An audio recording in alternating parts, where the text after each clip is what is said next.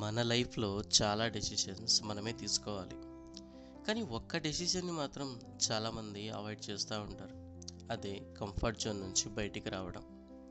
Software engineers అయినా మనం మన కోడ్ని రాస్తూ ఉంటాం, కోడ్లో ఉన్న ఎర్రర్స్ని హ్యాండిల్ చేస్తూ ఉంటాం. కానీ మన లైఫ్లో వచ్చే ఎర్రర్స్ని చూసి మాత్రం పారిపోతూ ఉంటాం. ఎందుకు? కంఫర్ట్, సెటిల్మెంట్, స్టెబిలిటీ వీటిని చూసుకుంటా పోతే అన్నీ బాగానే ఉంటాయి. కానీ మనలో ఉండే డ్రీమ్స్ మాత్రం ఒకరోజు చచ్చిపోతాయి.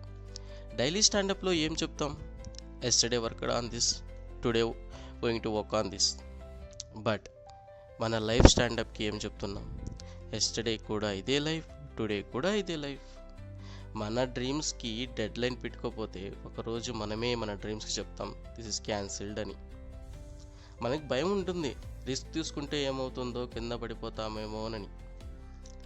ఒకటి చెప్తా చూడు, పక్షికి ఎలా తెలుస్తుంది తన రెక్కలకి ఎంత బలంగా ఉన్నాయో అని? అది ఎగిరితేనే కదా.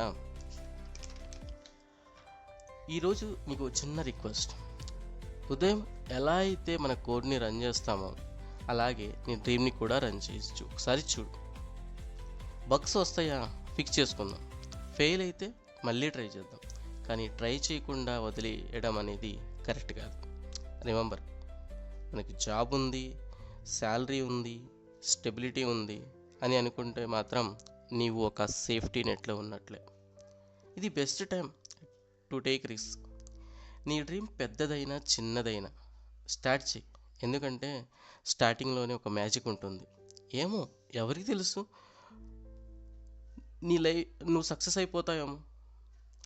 కంఫర్ట్ జోన్ నుండి బయటికి రా, రిస్క్ తీసుకో, నీ డ్రీమ్ లైఫ్ని నువ్వే క్రియేట్ చేసుకో. సరే అయితే మరి ఉంటాను, రేపు కలుద్దాం. బాయ్.